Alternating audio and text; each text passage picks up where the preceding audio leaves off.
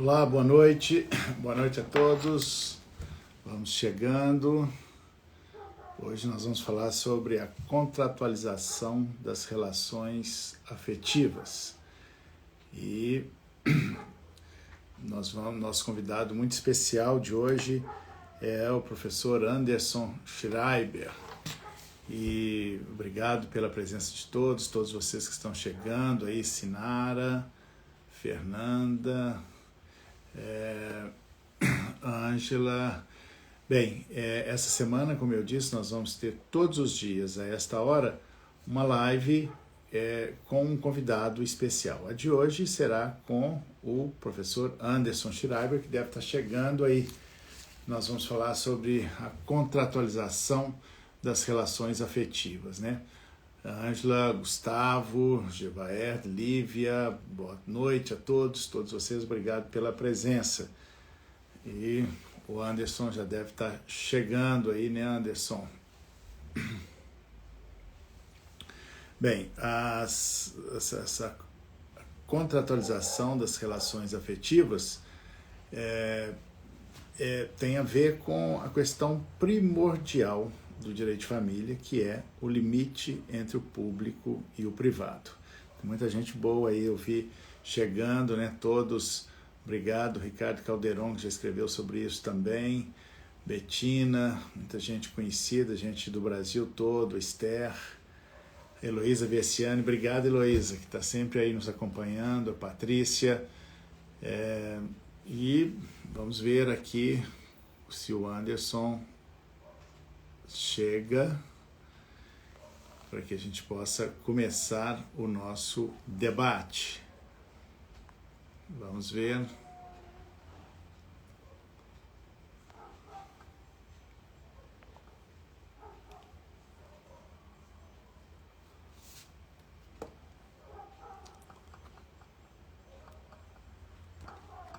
Anderson.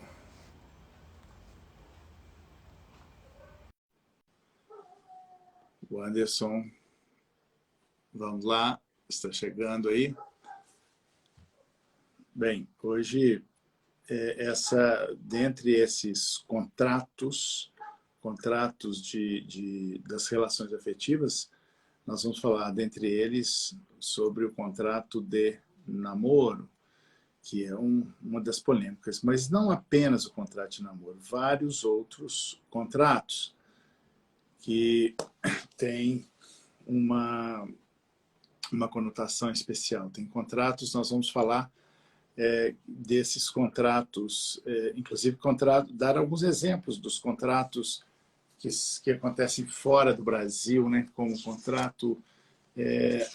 contratos de aqueles pactos antenupciais em que uma pessoa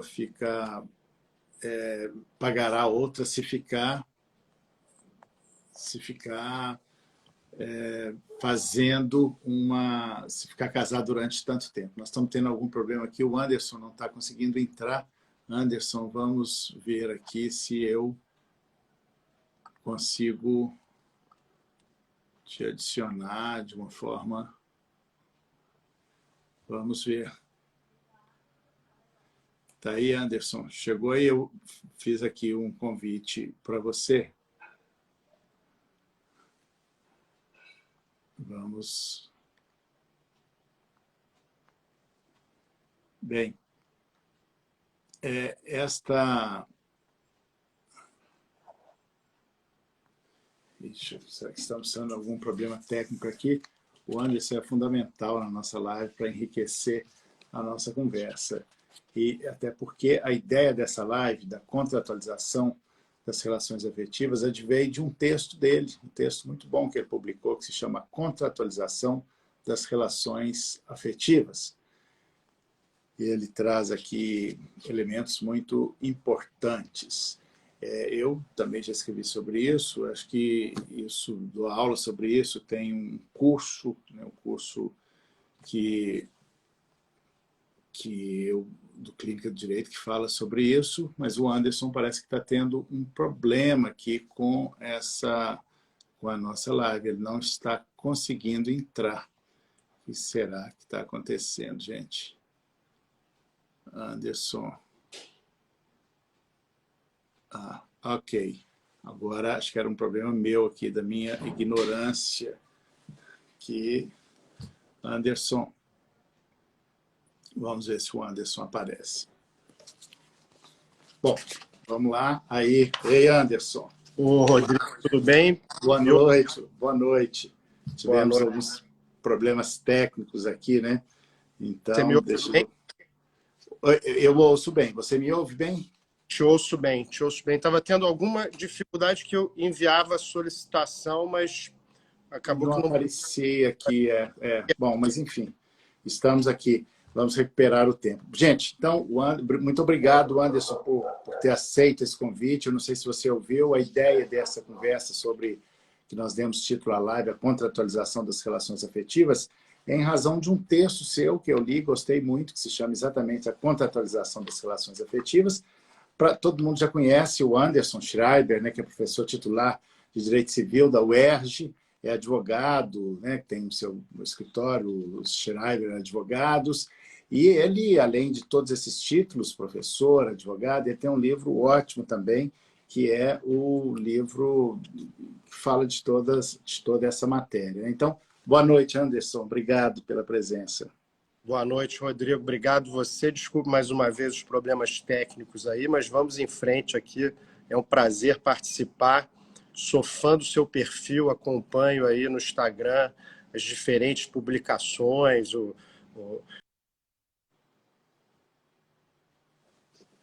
você fez uma época, acho super bacana essa sua abordagem sempre fora da caixa no direito privado brasileiro. Então, um prazer enorme participar. Pois é, o prazer é meu. Você está com o seu livro aí para a gente começar falando dele, assim, porque ele fala desse assunto também, né? Mostra a capa aí, eu tô sem o meu exemplar aqui, Peraí. então só Estou mostra para a gente. fazer divulgação aqui do Manual de Direito Civil Contemporâneo. Que é Essa edição chegou agora, está super atualizado, com várias decisões mais recentes, enfim, alterações legislativas. Então, é a última edição aqui, que é a 5ª edição de 2022, chegando qual agora. editora que é, Anderson? É Saraiva. Da Saraiva, tá. O Anderson, ele vai um pouco além de mim, porque eu sou especialista em direito de família e sucessões. O Anderson entra no direito de família e sucessões, mas vai muito além. Tanto é que o livro dele é esse, né, é o direito civil em geral.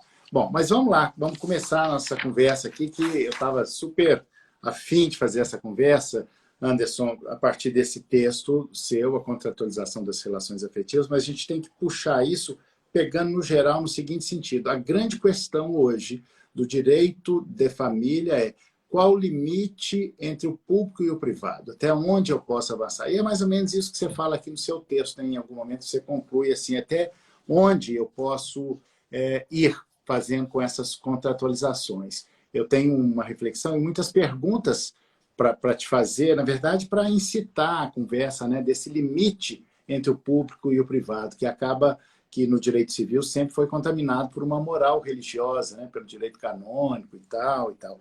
Mas então, o que te levou, você diz no início do seu texto, né, assim, da importância dos contratos, inclusive no direito processual, né, você diz lá, nós advogados podemos fazer os negócios jurídicos, isso é um contrato, podemos interferir no processo civil, né, isso é muito interessante, no direito de sucessões, do planejamento familiar, né, e no direito de família, que são vários contratos. Mas, assim, a primeira pergunta é, o que te chamou a atenção, o que te levou a escrever esse texto, assim, especificamente? O que você tem, qual foi o desejo, o que te impulsionou escrever sobre essas contratualizações?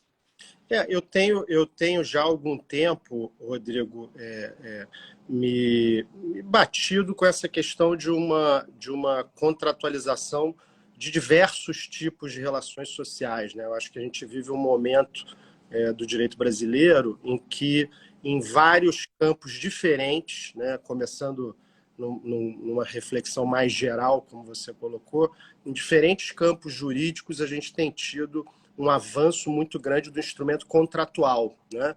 Então, se a gente pensa, por exemplo, no processo penal, né, que sempre foi talvez o ramo que a gente considerasse assim dentro da ciência jurídica, aquele mais restrito, né, aquele mais cheio de regras cogentes, né, e aí hoje a gente vê acordo de leniência, né, acordo de colaboração premiada, quer dizer, abrem-se espaços para o contrato dentro de diversos setores jurídicos e o direito de família não é exceção a isso. Acho que as pessoas têm buscado o contrato como uma forma de exprimir os seus verdadeiros desejos numa sociedade onde talvez aquela, não só a questão do direito de família tradicional como impositor de um modelo, mas também de imposição de certas limitações ao livre combinado entre as partes tem incomodado pelo menos algumas pessoas que buscam no contrato uma saída para contornar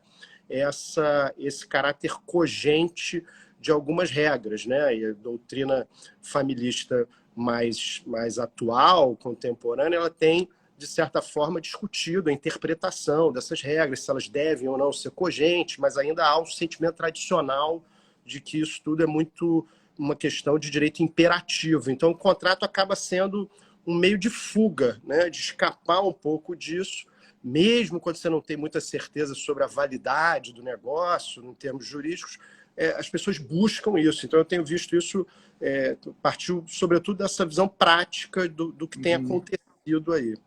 Pois aí, quando você fala isso, me lembra do contrato mor, do contrato máximo, que é o contrato de casamento, que, aliás, as pessoas nem consideravam como um contrato, né? Alguns falam, não, casamento é uma instituição, né? Eu entendo que é um contrato, desde que eu li Caio Mário da Silva Pereira, lá na década de 80, né? Quando eu estava, final de 70, quando eu estava na graduação, eu me convenci disso, e o professor Caio Mário, o grande mestre Caio Mário, que tinha uma visão muito avançada do direito, mas o casamento é o típico contrato em que se coloca isso assim, porque é um contrato solene, formal, né, diferente, mas eu não acho que ele não seja um contrato. E ele é um contrato que, inclusive, comporta variações nos seus pactos antenupciais, né? Não sei se você pensa assim, eu imagino, pelo que você concorda nesse aspecto. Aliás, eu li o seu texto e concordei com tudo. Achei até ruim, porque eu queria discordar de alguma coisa para a gente poder debater aqui, né? Mas eu concordo com tudo, e eu imagino que você concorde comigo que o casamento também seja um contrato, né? E nós temos vários tipos de contrato no direito de família. Você destaca um que nós vamos falar, que é o contrato de namoro, mas tem vários outros, né? Tem um que, se quiser, a gente pode falar também de um que acho que eu fui o primeiro no Brasil a fazer, que chama contrato de geração de filhos, né? Enfim. Mas, para a gente não se perder, porque o universo é muito amplo, vamos falar do contrato de namoro, por exemplo, né? Você fala disso aqui muito bem e nós pensamos igualmente. Porque a grande polêmica do contrato de namoro é assim, qual é a validade, a eficácia dele, né? Vale a pena fazer, não fazer? Só antes de você responder, só queria, a partir de um caso concreto, e imagino que você também tenha recebido consultas nesse sentido. Eu recebo constantemente gente dizendo assim, olha, como é que eu faço para namorar em paz? Eu já casei, já tive filho, não quero ter mais, não quero constituir outra família, né? Eu estou namorando uma pessoa, eu queria dar um carro para ela de presente, mas me disseram que isso vai caracterizar união estável e tal. Como é que eu faço para namorar em paz, né? É assim que é o nosso dia a dia, né? Eu até acho que o contrato de namoro pode ser o antinamoro, né? Porque você perde todo o romantismo, tudo aquilo. Mas qual que é a sua opinião sobre o contrato de namoro? Não, a minha opinião é a seguinte, eu acho que em termos de a declaração de vontade que normalmente ocorre no contrato de namoro, o contrato de namoro é um fenômeno prático, né? Assim, para quem está nos ouvindo entender bem, é um fenômeno prático, né? A gente naturalmente não tem normas jurídicas sobre o contrato de namoro, ele é algo que surgiu na prática, muitas vezes para dizer, olha, eu quero que não produz esses efeitos aí muito restritivos. Me ouve bem, Rodrigo? Sim, sim, é porque teve um problema aqui na internet que eu fui interrompido, mas podemos Tá. continuar, desculpe. Então, é um fenômeno que, como você sabe bem, mas é bom a gente explicar para quem está nos ouvindo, é um fenômeno surgido na prática, né? A discussão sobre se ele é válido ou não é válido, quer dizer, eu acho que ela se divide, na verdade, em duas etapas. Em relação ao que está sendo declarado sobre o que foi vivido até ali, eu não tenho dúvidas de que a validade é plena. Eu estou dizendo ali que eu estava namorando, a outra pessoa está dizendo também, a gente está dando uma declaração de vontade, sendo os dois maiores, capazes, etc, etc, aquilo é válido.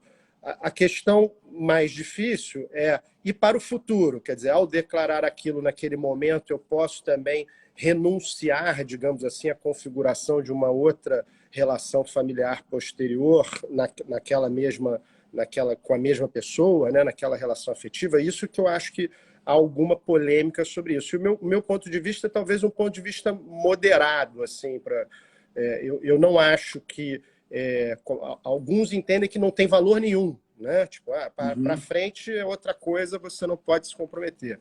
E outros entendem que é plenamente válido. Eu tenho um ponto de vista talvez intermediário. Eu acho que ele não é uma prova absoluta, essa declaração de vontade não tem um efeito absoluto, mas ela é um elemento de prova importantíssimo do que as partes realmente desejavam.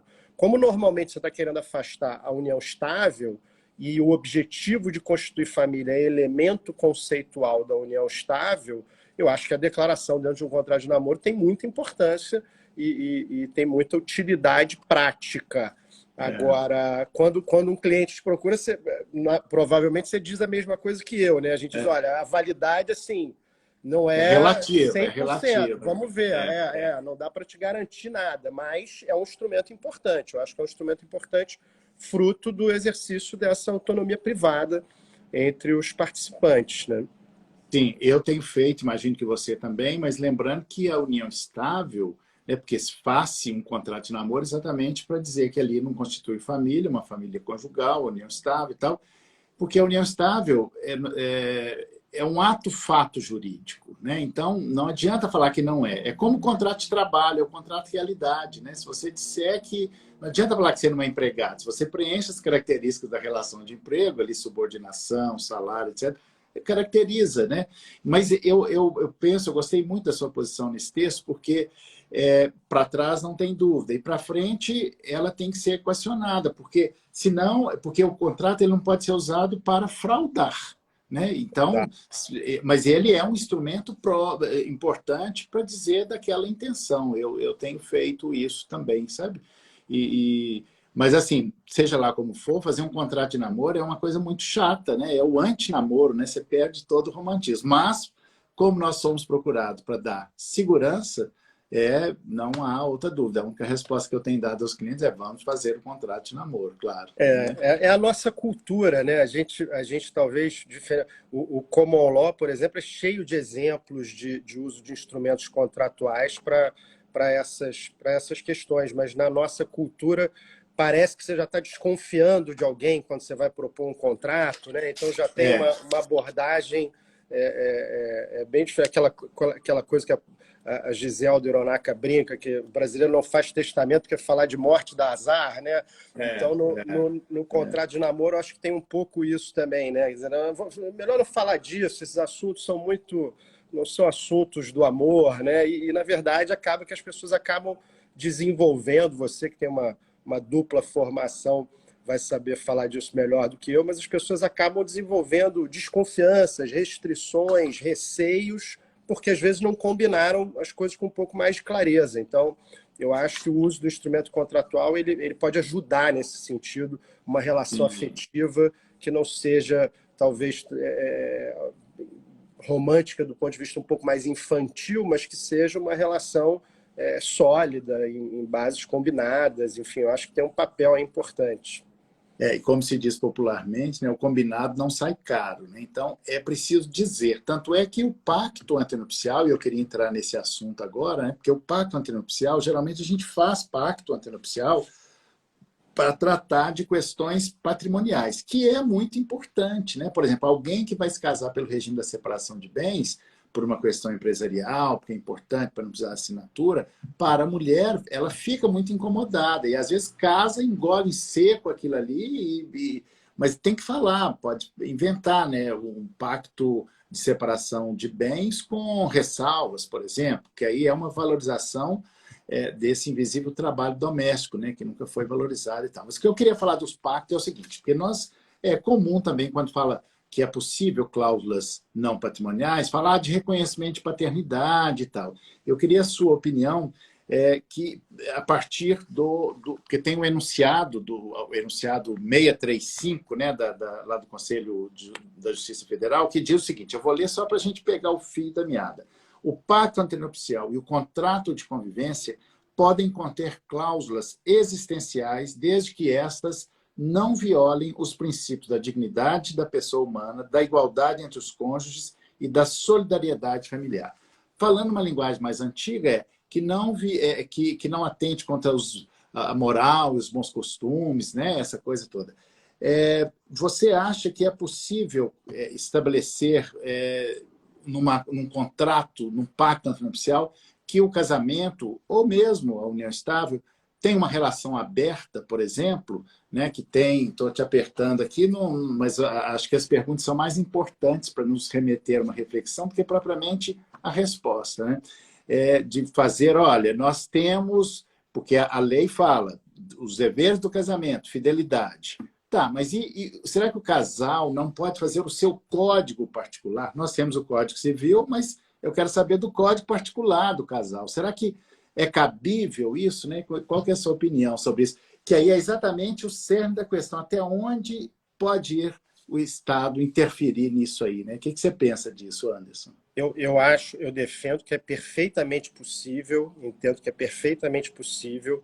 Acho que em relação à união estável, Rodrigo, até já um pouco mais de opiniões nesse sentido, por conta do fato de que o Código Civil usou a expressão lealdade, né? Dever de lealdade, não dever de fidelidade conjugal.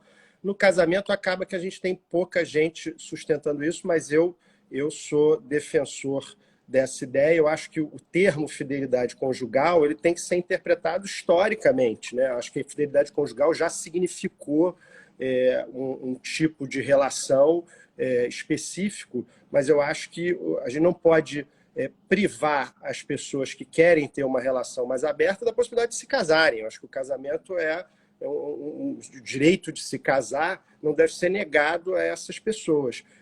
Isso é muito interessante porque, fazendo um comentáriozinho um pouquinho mais geral, mas que eu acho que explica bem essa questão, o direito brasileiro ele acabou evoluindo de um direito de família centrado sobre o modelo matrimonial, né, para um direito de família muito focado nas chamadas entidades familiares, né?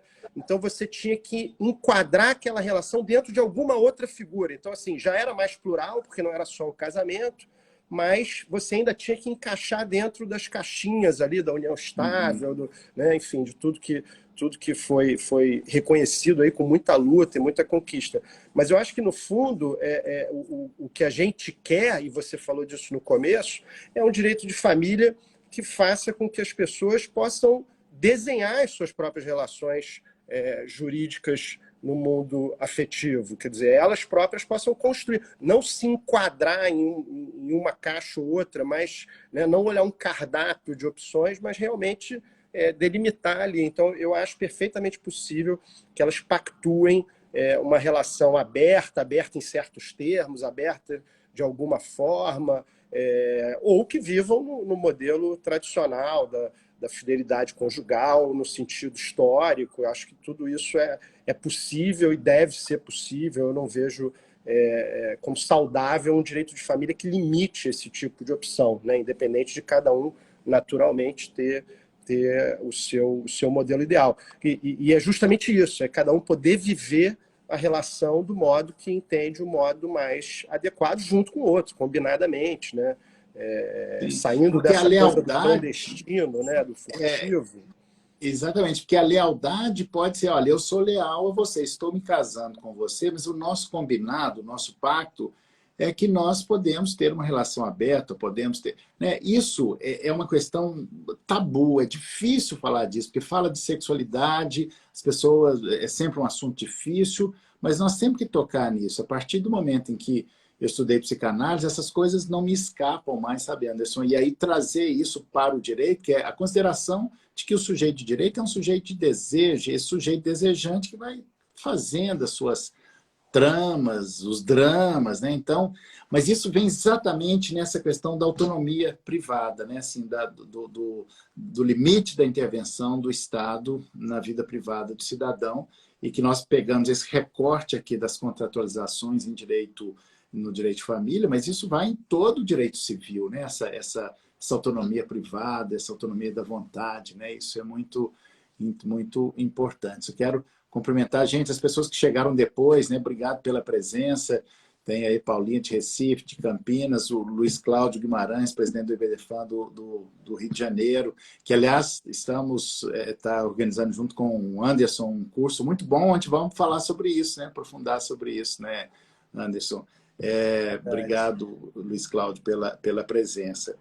Bem, porque os valores e os princípios, né, que ficam nisso assim, o princípio da responsabilidade, da dignidade, né, do respeito, e uma sexualidade fora dos padrões, ela não é desrespeitosa. Aliás, ela não é ilícita. E, aliás, nem tem sexo ilícito. O que é sexo ilícito? Né? Sexo ilícito é quando ele não é consentido, né? Quando ele é forçado. No mais, é cada um é que sabe de si. Né? O Estado não tem que falar disso, o Estado não tem que entrar nisso. Né? E aí, para a gente ficar um pouco mais leve, lembrando aqui de um outro tipo de contrato, que você até nem fala esse no seu texto, mas fala de outros muito bons, que acho que esse todo mundo viu, que é os 50 tons de cinza, que o mocinho faz um contrato, não sei se vocês viram, né? Faz o contrato com a moça, assim, até onde pode ir ali na relação sadomasoquista e tal.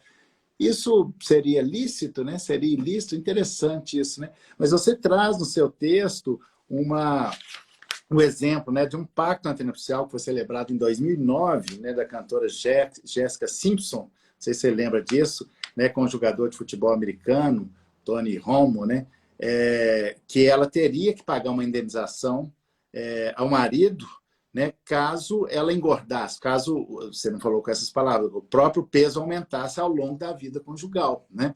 Isso é uma coisa... Aí a gente já passa para o outro lado, né? Mas assim, alguém que se submete a isso, né? Você falou disso e pesquisou em outros... Qual outro contrato assim, que você acha meio estapado? Esse eu acho um pouco... você mesmo diz, né? Assim, que afronta vários princípios constitucionais brasileiros. Né? Qual outro contrato assim, que você, na sua pesquisa, aí, você achou meio diferente, assim, Anderson? Eu acho, assim, no common law, esse contrato em particular da Jessica Simpson também gerou discussão jurídica lá, né, nos Estados Unidos, enfim, que tem uma... Desculpa, um pouco mais pró-autonomia, né? Tudo pode ser contratado, né? Uma filosofia um pouco mais nesse sentido. Mas tem várias discussões interessantes. Essa da questão do aumento de peso, e eu acho que talvez essa seja a pedra de toque do próprio enunciado 635, que você citou, Rodrigo, né? Que é aquela coisa assim, olha, existe um espaço de autonomia, existe um espaço em que as partes podem contratar, né? Então, acho que esse reconhecimento dessa ampliação é muito importante, mas, obviamente, isso não pode ser usado... Desculpem, gente, que tocou aqui, eu fui atender e está caindo. Mas o limite desse exercício, para mim... Oi, Anderson. Bom, o Anderson teve algum probleminha aí, mas deve estar voltando aí. Será que é algum problema na internet? Bem, ele estava falando sobre a questão da autonomia privada, que no fundo o que interessa é isso, né? Assim, que se preserve, que se possa garantir a autonomia privada. E a autonomia privada, ela tem tudo a ver com a economia do desejo, né? De cada um. O Anderson caiu aí, e aí vamos...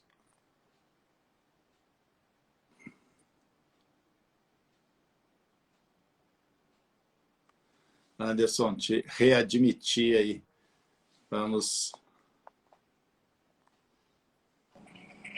Pronto, voltou, Anderson. Desculpem. Não, eu estava te ouvindo, mas eu estava solicitando, não estava conseguindo entrar. Eu caí Tá. literalmente aqui, caiu o telefone aqui que eu fui Acontece tirar. acontece nas melhores famílias. Começou a tocar, eu fui tirar, caiu o telefone, não foi a internet, foi o telefone mesmo.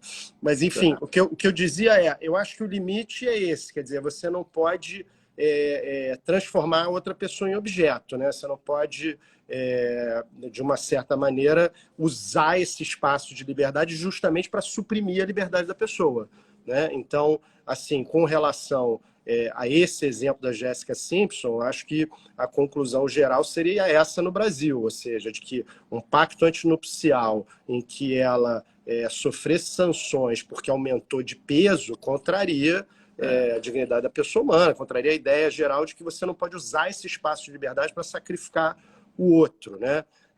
Mas existem discussões interessantes em outros casos, né? Por exemplo, é muito comum nos Estados Unidos pacto antinupcial com multa por infidelidade, né? É uma discussão que tem acontecido muito em casos famosos. Tem o outro contrato que eu mencionei até no artigo que você citou, Rodrigo, que é o contrato do Zuckerberg, do Facebook, em que ele pactuou com a mulher, que a mulher estava preocupada com isso, né, ao se casar com ele, porque ele é um cara que trabalha muito, é workaholic e tal, e aí eles pactuaram que ela teria um encontro com ele fora de casa, ao menos uma vez por semana, com duração mínima de 100 minutos.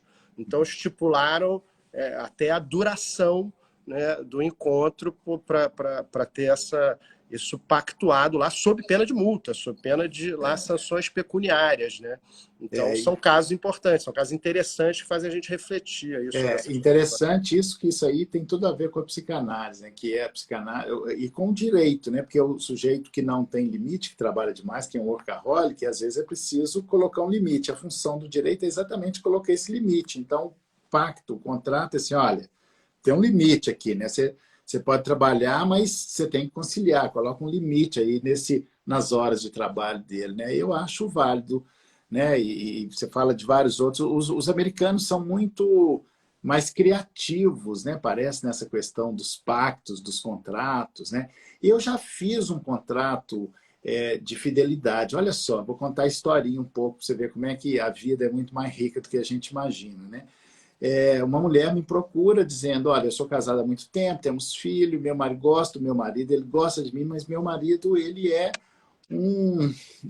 compulsivo por me trair, mas eu não quero, não suporto isso, porque tem gente que isso não é uma questão. Em alguns casais isso até cabe, né, que é o código particular de cada um. E ela dizia, olha, eu quero fazer, mas ele me promete que não vai trair, daí a pouco ele trai de novo, e aí me procurou para fazer esse contrato. Nós fizemos um contrato de fidelidade, já existia o casamento, estabelecendo multa, né, pelo descumprimento desse contrato, né? Isso quando ela me procurou, eu falo, como que eu faço para salvar o casamento? Eu gosto dele, ele gosta de mim e tal. Claro que, se fosse ele, teria procurado um analista e tal, mas, num ponto de vista jurídico, né, foi a solução que eu achei ali no momento, não sei se... Mas essas coisas estão chegando para nós, né, Ângelo? Porque o direito de família está cada vez mais contratualizado, né? Não vejo outra saída, né? Exato, exato. Eu também já vi casos em que o interesse das partes é pactuar os efeitos da ruptura da união estável ou do casamento, e aí criam regras, por exemplo, baseadas no tempo de duração, né? Quanto tempo durou a relação? Se durar até 5 anos, você vai receber tanto. Se durar mais 5 anos, tanto, né? Você tem uma espécie de regulação que aconteceu num caso famoso nos Estados Unidos também, do Tom Cruise, né? Do casamento dele, que durou 5 anos, e era um gatilho ali, não estou dizendo que durou por isso, naturalmente, mas era um marco temporal que existia dentro do pacto antinupcial deles. Isso foi amplamente divulgado e tal. E, enfim, tem coisas parecidas acontecendo no Brasil. Quero mandar um abraço aqui. Você mandou um abraço para o Luiz Cláudio, que eu também mando, Rodrigo, mas quero mandar um abraço especial para o meu amigo Bruno Dubê, que eu vi entrando aqui. Tá? Mas Tá, é isso. E a Adriana Rappner, do Paraná, que está aí, fez uma pergunta interessantíssima. Eu não sei se você viu, né, nesse contrato de fidelidade, né, Adriana? Bom, será que o homem empobreceu de tanta multa que ele pagou, né? Bom, não sei. Eu sei que ela não voltou a me procurar mais, né? Então, isso foi. E para a gente Adriana, um também... beijo grande para Adriana, um beijo grande para Adriana. Obrigado, Diana, pela presença. Bom, eu queria te apertar um pouco e perguntar assim, o que você acha desses contratos aí, esse do 50 tons de cinza, não sei se você chegou a assistir o 50 tons de cinza, né, Eu que li o é... livro, eu não vi o Você leu o filme. livro? Eu Tá, li o então, livro, eu não vi o filme. Eu comecei a ver o filme, mas eu achei o livro, pelo menos o começo do filme, eu não achei tão interessante, mas o livro era mais interessante. Eu acho que também eu já tinha lido o livro, então o filme... e o livro é sempre mais rico, né? O livro é sempre mais É, rico. E uma coisa que eu é, tenho notado, já que nós estamos aqui num bate-papo, assim, que eu acho que quem gosta mais daquele filme, do livro, acho que as mulheres gostam mais do que os homens ali, não sei, porque eu vi muito mais mulheres vendo do que homens. Mas o fato, para quem não assistiu o filme, é que eles fazem um contrato, né? Põe ela para assinar, né? O que pode, porque eles tinham uma relação de sadomasoquismo, uma coisa mais ou menos assim, né? Você lê o livro, pode falar melhor. E aí fizeram um contrato, né? Assim, isso, como é que é isso? Assim? Bom, queria que você, como é que você vê isso? Você acha que isso seria cabível aqui no Brasil, por exemplo? eu acho que esse talvez seja o caso mais difícil de responder, porque o sadomasoquismo, naturalmente, ele acaba... a gente é um país que tem um problema muito profundo de violência contra a mulher, né? O sadomasoquismo, ao contrário, é uma escolha livre das pessoas e não há nada que realmente conduza o sadomasoquismo à licitude. Volta para aquilo que a gente tinha falado um pouco antes da liberdade das pessoas de viverem as suas relações afetivas do modo que desejarem. Agora, qual é o limite entre uma coisa e outra, né? Onde é que uma coisa se torna... onde é que a gente cai dentro de um relacionamento abusivo, de uma imposição de determinadas práticas, e onde, ao contrário, a gente está dentro de um espaço de liberdade das duas pessoas que estão ali contratando. O contrato dos 50 tons de cinza, ele tinha alguns limites, né? Mas eram limites muito, assim, limites mínimos, eu acho, né? O espaço dele era bem amplo. Então, acho que ali tem um pouco... Você vive essas discussões em outras coisas, né? Desde o célebre caso do lançamento de Anão, né? Até outro dia eu estava vendo uma discussão sobre a questão do Big Brother, né? da superexposição, até que ponto você pode deixar isso ir tão longe. A questão acontece em campeonatos de Mixed Martial Arts, né? Que às vezes são, dependendo do organizador, são muito violentos, mas a pessoa está concordando em ingressar ali. Então, eu acho que tudo isso nos remete àquela eterna discussão que a gente tem, que assim, qual é o limite, então, dessa... A gente já sabe dizer que, e eu acho que essa é a conclusão da doutrina contemporânea, que se é um exercício genuíno da liberdade, da autonomia privada, isso deve ser respeitado. Agora, a questão é como saber dizer se é genuíno naquele caso ou não. Essa que é a Eis a dificuldade. questão. E aí, para não perder a piada, tem uma zona cinzenta, né? Entre uma coisa e outra, né?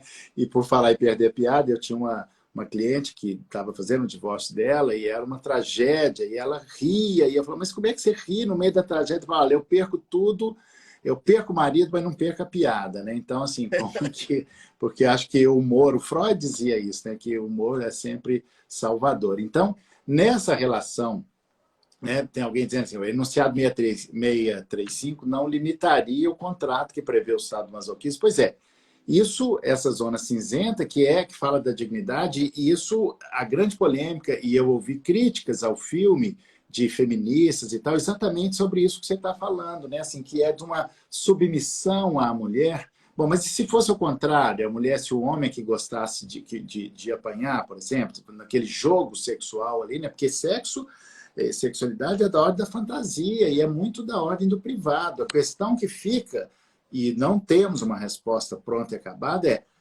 até que ponto, né, nós podemos escrever isso, o Estado pode entrar nisso. Já melhorou muito essa questão da autonomia privada, inclusive no casamento, mas nós estamos num processo histórico, né, Anderson? Eu vejo isso como um processo histórico. Veio aí o CPC e falou, pode contratar as regras processuais, né? Isso eu acho fenomenal. E nos remetendo para o direito de família, né, o contrato como ajuste de duas vontades, eu acho isso sensacional, né? Eu acho que cabem muitas. Né? O noivado, por exemplo, que é um contrato em desuso, não deixa de ser um contrato, é um contrato tácito, não é expresso. Ninguém faz um contrato por escrito de noivado, mas não deixa de ser um contrato, né? Fala, olha, uma promessa de casamento e que se não casar não vai acontecer nada, é como se fosse um test drive, né? Uma preparação para o casamento, influenciada aí por elementos religiosos, mas é um contrato tácito.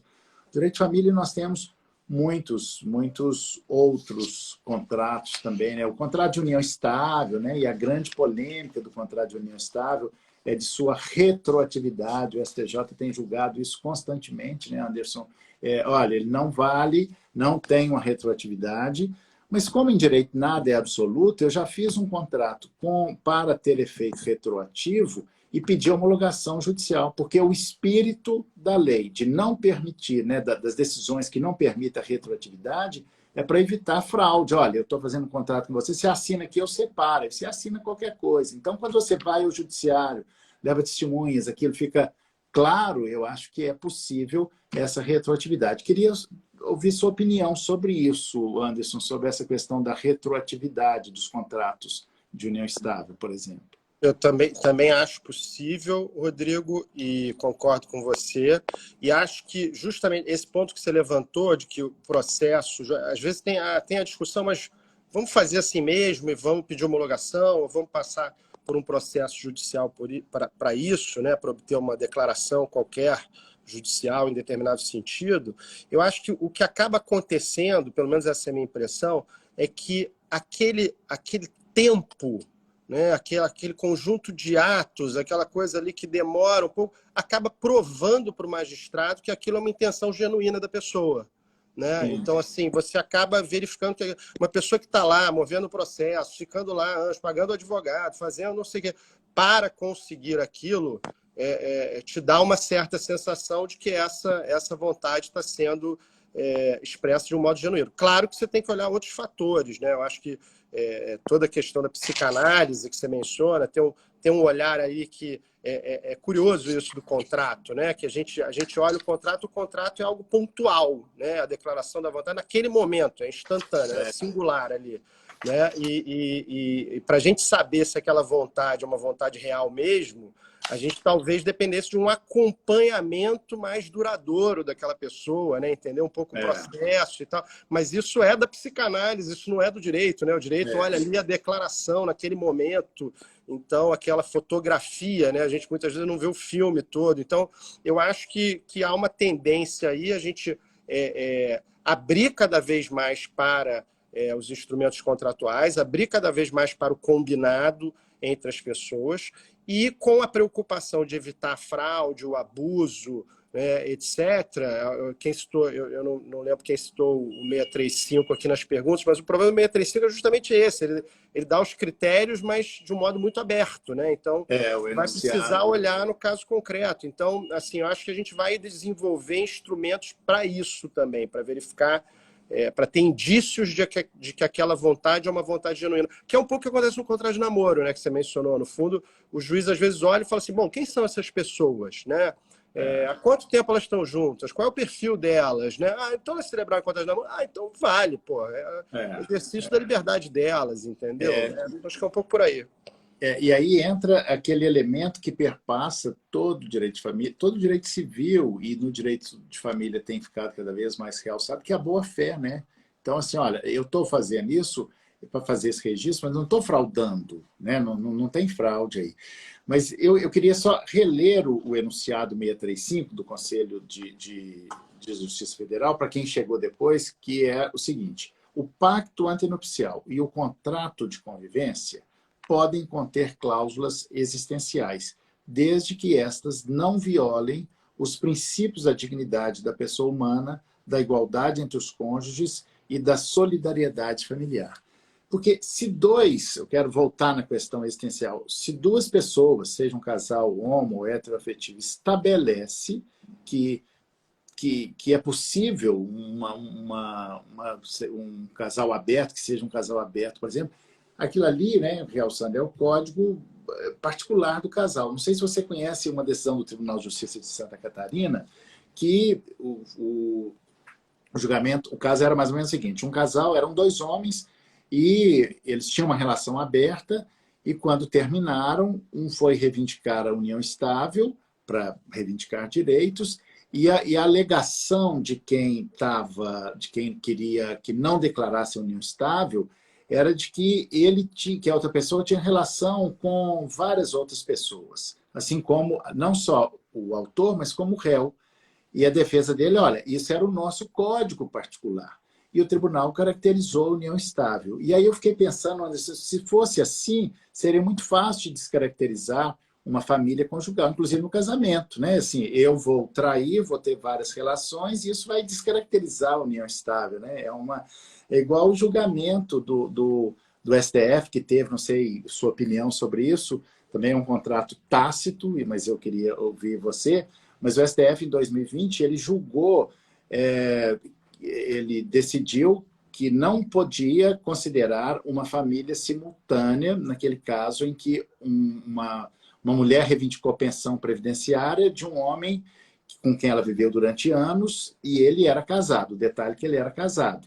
Há 12 anos atrás, teve um julgamento, ficou 11-1, né? Agora ficou 6-5, bateu na trave. Mas o que eu vejo é que esses julgamentos, que são, na verdade, julgamentos morais, porque o direito de família é perpassado o tempo todo por essa moral sexual. Então, quando o STF diz, olha, essa pessoa não tem direito, não tem nenhuma responsabilidade com a outra lá, né, com a paralela, com a simultânea, na verdade, ele está incentivando, né, a irresponsabilidade. Porque eu acho que o direito de família, todos os elementos que vão nos ajudar a definir essas questões responsabilidade, boa-fé e tal, né? Eu não sei qual é a sua opinião sobre esse julgado aí do STF, que não concedeu direitos a uma união simultânea, né? Que seria um contrato tácito entre eles. Você poderia falar um pouco sobre isso, sua opinião sobre isso? Claro, fiquei muito frustrado com o resultado do julgamento. Quer dizer, a gente tinha aquele caso antigo que aliás era fabuloso, né? Até o nome das pessoas, que era Joana da Paixão Luz e Valdemar do Amor Divino, né? Que Isso é eram os personagens. fantástico. Caso que teve um único voto vencido lá atrás, do Aires Brito, né? Que é lindo o voto vencido, muito Lindo, a lindo. ler aquele voto vencido em que ele fala da coragem de viver aquela relação que vem do francês, do agir do coração. A coragem é o agir do coração. Enfim, um voto vencido lindo, onde a Joana da Paixão Luz não obteve os 50% da pensão previdenciária que ela pedia, né? Ela pedia para dividir a pensão previdenciária com a mulher que era casada com o fiscal de rendas que faleceu, e teve que ouvir do Supremo Tribunal Federal que a relação dela não era uma relação de família, quando ela tinha 9 filhos com aquele sujeito.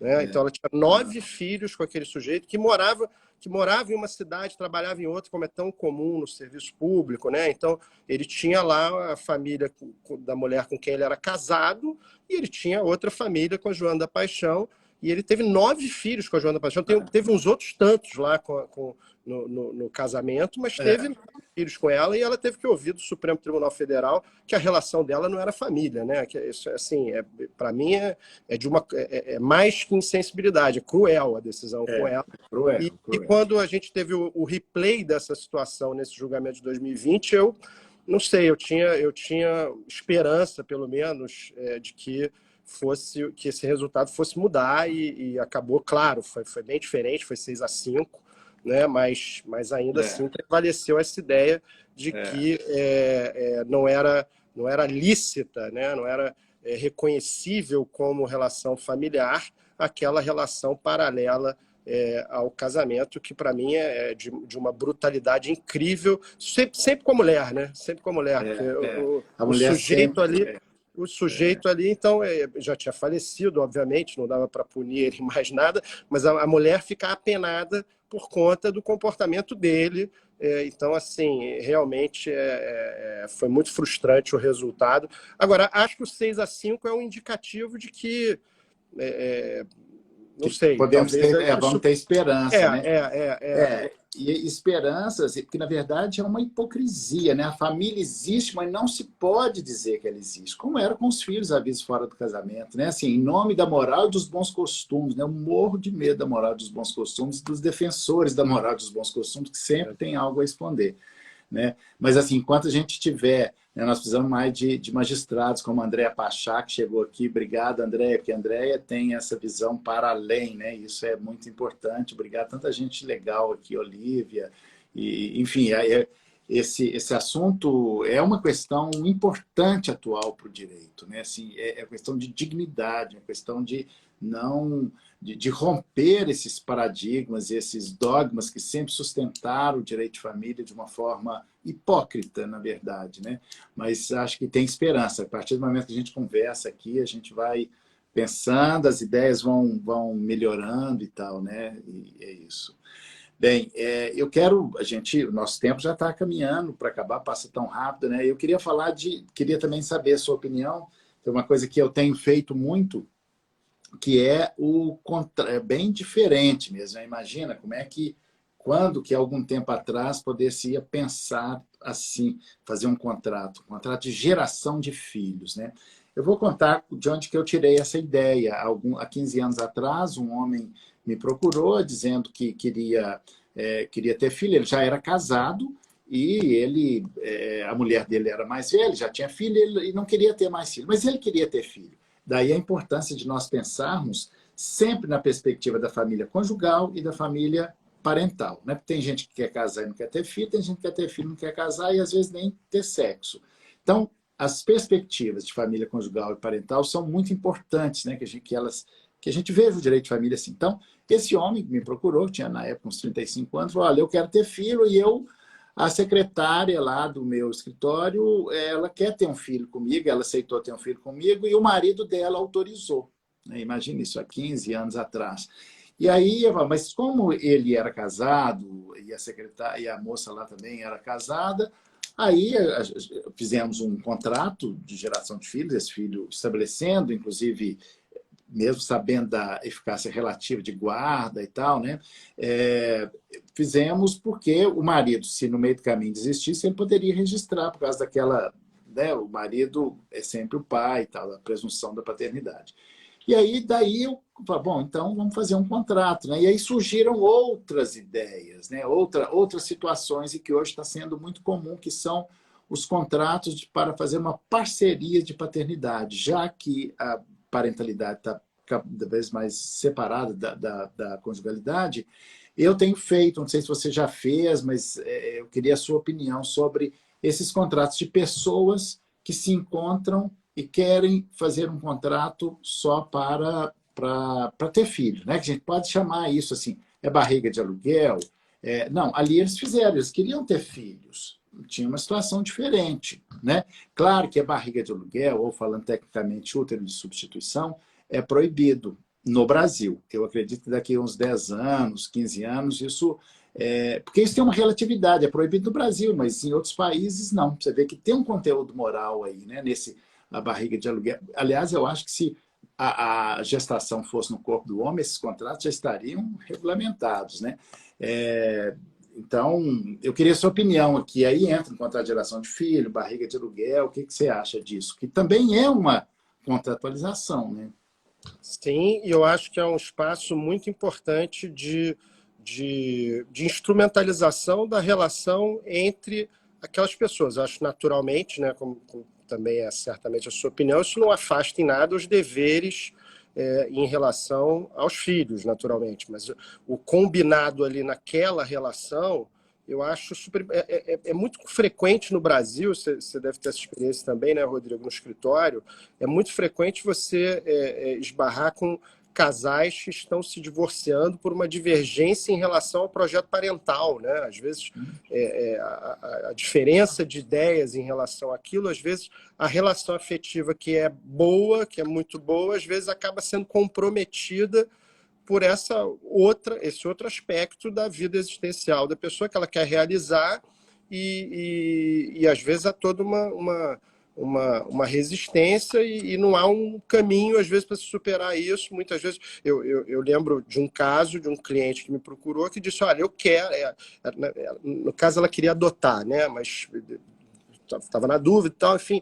Aí, no final das contas, queria adotar. Ele falou assim, olha, eu quero fazer um contrato em que eu tenha certos deveres como marido dela, mas eu não quero ser o pai adotivo da criança, mas eu quero ter certos deveres. Então, eu queria combinar aqui um outro tipo de relação que não é exatamente essa relação e tal. E aí vem tudo isso que a gente está conversando, né, no fundo, porque você, como advogado, você tem que explicar para o seu cliente os riscos, né? Então, você fica dizendo lá, olha, não, de fato, você conviver, pode ter paternidade socioafetiva e tal, acaba virando um desincentivo, né, para o sujeito. Não conviva, porque se você conviver vai ser paternidade socioafetiva, né? Não pode ser isso a solução, né? Então, assim, e a mesma coisa então eu não quero porque eu vou ter um risco de ser considerado pai em algum momento, então aí a relação afetiva vai acabar porque... Então, assim, a gente tem que abrir esse espaço, especialmente, assim, claro que a gente não está falando das pessoas que são vulneráveis, das pessoas que estão numa situação que não conseguem compreender, a gente está falando de um outro tipo de relação, né? De pessoas envolvidas que têm compreensão de tudo aquilo, que estão numa posição de relativa